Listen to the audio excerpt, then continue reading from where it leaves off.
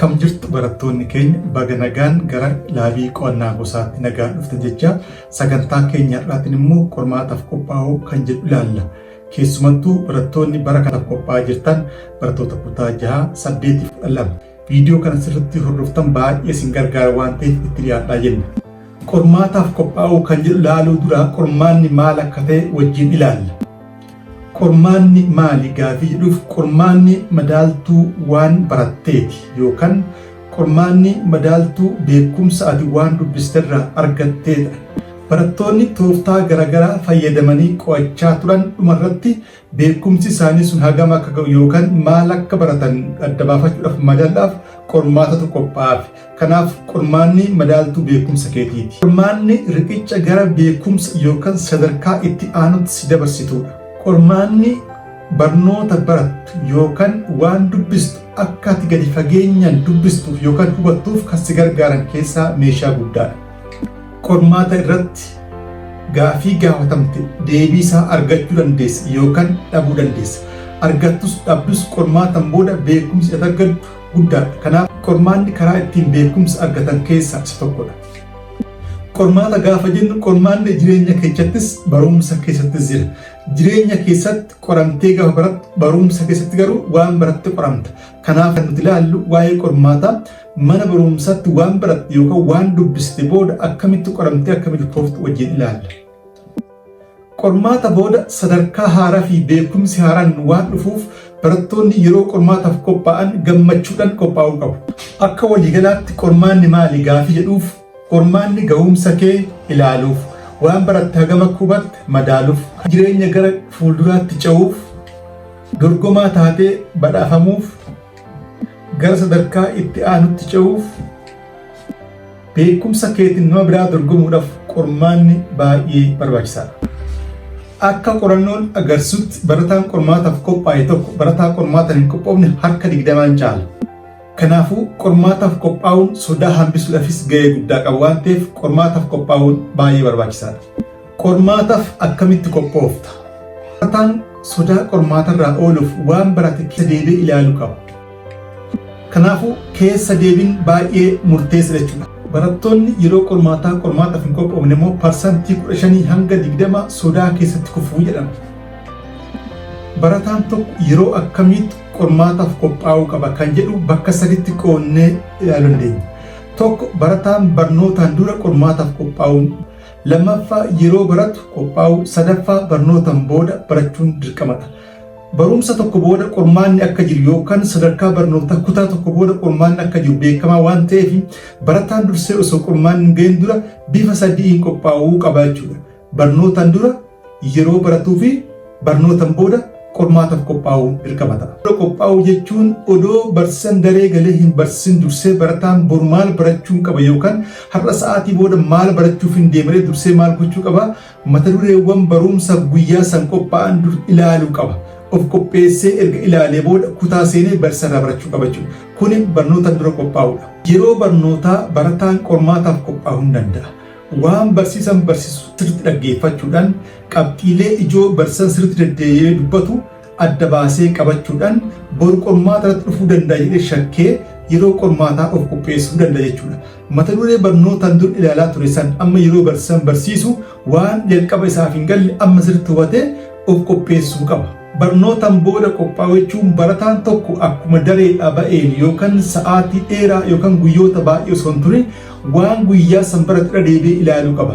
Kuni baratichi bor qormaataaf akka qophaa'uuf baay'ee isa gargaara waan ta'eef maal barachaan ture jedhee irra deebi'ee maaltu qaba ilaaluu qaba. Egaa barataan tokko waan barachuuf deemu dursee ilaaluu yeroo baratu sirriitti hubachuu fi barnootaan booda irra deebi'ee ilaaluun dhiphina guyyaa qormaataa dhufuuf jalaa isa oolcha jechuudha. Kan taanaan barataan tokko parsantii 80 ol waan qo'ate yookaan waan barachaa jiru sanitti milkaa'uu ni danda'a jedhama.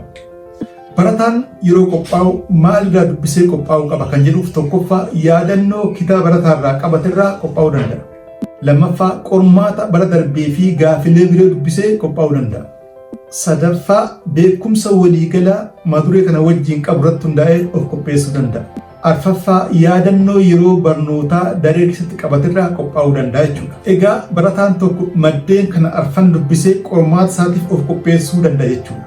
Barataan tokko yeroo qormaataaf qophaa'u meeshaalee dubbisu garmalee baay'isuu hin qabu yookaan kitaabilee yookaan barreeffama baay'ee of jala kaa'ee osoo hin taane wantoota qabatamaa kan arfan qofa kan yeroo isaa baay'ee saamuu hin dandeenye yoo dubbise milkaa'aa ta'uu danda'a.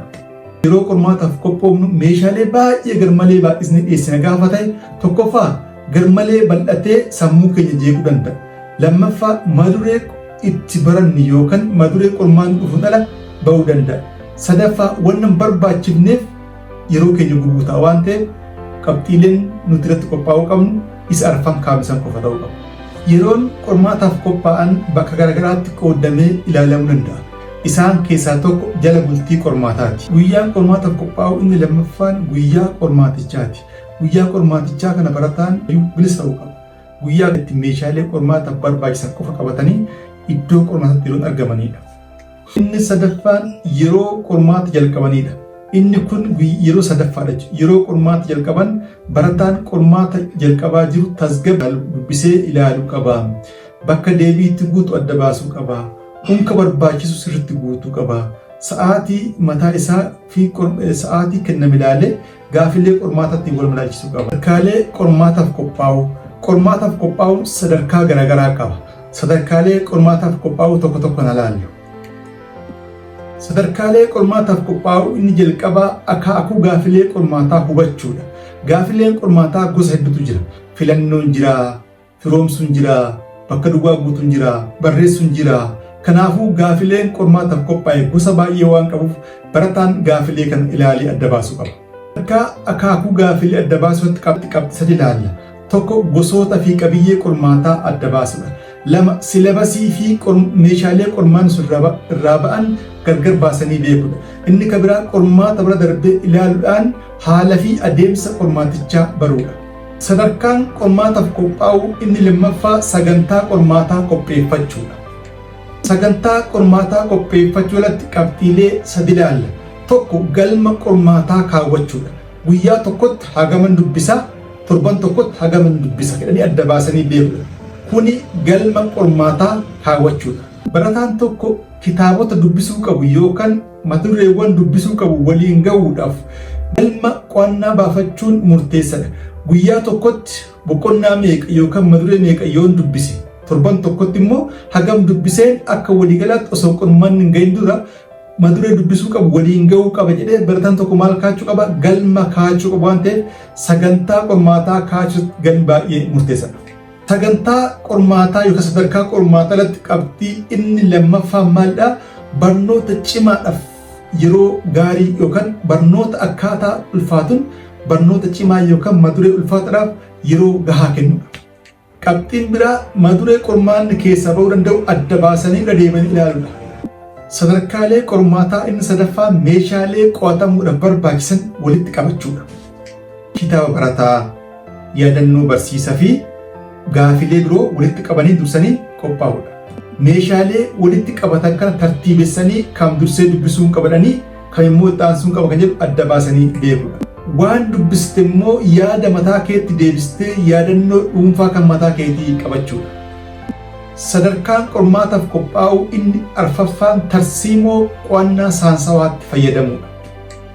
Kana jechuun maloota yaadannoo gaarii ta'e kan akka maayindi maappii, filaash kaardii fa'aa qopheeffachuudhaan qormaataaf qopheessuudha.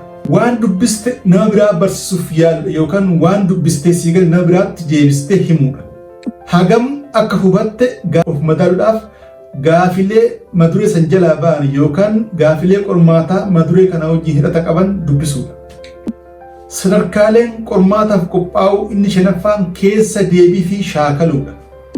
As jalatti keessa deebiidhaaf sagantaa qabaachuu, qormaata bara darbee walitti qabanii dubbisuu, bakka yookaan mata-duree irra deebi'uu qabdu adda baasuun irra deebitee dubbisuudha. Sadarkaa qormaataaf qophaa'u inni jaffaan fayyaa ofiitiif dursa kennuudha. Barataan tokko qormaataaf qophaa'u keessatti fayyaa ofii dagachuu hin qabu. Kana jechuun hirriba gahaa argachuu fi dhiphina irraa of baraaru. Soorata xiyyeeffannoo isaa dabalan soorachuu. Qo'annaa gidduutti daqiiqaa 5 hamma 10 boqonnaa fudhachuu. Qophiin Kan qormaataaf qophaa'u inni torbaffaan guyyaa qormaataaf qophii godhamudha. Kan qophii guyyaa qormaataaf godhamudha. Qormaata jalqabuun dura bashannansiisu. Bakka qormaanni itti kennamu yookaan kutaa qormaanni itti kennamu dursanii beeku. Barataa biraa wajjin dhimma qorbaataa gubbaatti yookaan dhimma gaafilee gubbaatti wal falmuu dhiisu. Yeroo qormaata jalqabeetti ajaja gaafilee tasgabbiin qilleensa haaraa gara keessatti fudhachuu. Qormaanni kun gaafilee meeqa qabu adda baafachuu. Qalama yookaan qubeessaa dabalataa qopheeffachuu yookaan qabaachuu. Sa'aatii meeqan jalqabdee sa'aatii meeqa xumuruu qabdu sirriitti beeku. Baay'ina fuula waraqaa adda baastee beeku. Waraqaan qormaataaf sii kenne fuula meeqa qabu adda baasu. Unkaa fi foormiiwwan guutuu qabdu dursitee sirriitti guutuu. Gaafilee sasalphaa dursitee hojjetu. Deebii yommuu keessu sirriitti qubeessu yookaan waan ajajamsa sirriitti bakka duwwaas yoo ta'e sirriitti gurraacheessu. Ulfaatina qabxii gaafilee lafa kenname ilaaluudhaan gaafilee qabxii olaanoo yookaan gaafilee ulfaatina qabxii guddaa qaban dursa. Gaafilee sitti ulfaatu yaannan bira darbuudhaan dhumarra hojjechuu. Gaafii hunda deebisuu kee mirkaneeffachuu. Waraqaa dugda duuba gaafiin jiraachuu ilaalu. Qormaata hojjettee daftee ba'uudhaaf hin yaadin. Deebii ni ta'a jettee jalqaba guutte sababa gahaa malee naqin. Dogoggora garuu ilaaluun sirreessi. Rakkoon si mudannaan qoraa kee gargaarsa gaafachuu hin sodaatin. Fakkiilee qormaata keessa jiran kan akka kaartaa, diyaagiraamii, chaartii adda addaa jiratanan xiyyeeffannoo ilaalii hojjedhu. Dhumarratti waraqaa deebii kee kennuuf duratti unka jiru sirriitti guutuu kee gaafileen hojjetamuu isaanii sirriitti ilaali. Waraqaa deebii seera fi yeroodhaan kenni. Egaa haala kanaan qormaataaf qophaa'uu ni danda'ama jechuudha. Waan hordoftaniif baay'ee galatooma. Viidiyoon biraa akkasii dabalamu immoo isa kana sheer godhaa, laayik, sabiskiraayib godhaa. Baay'ee galatooma. Nagaatti tura.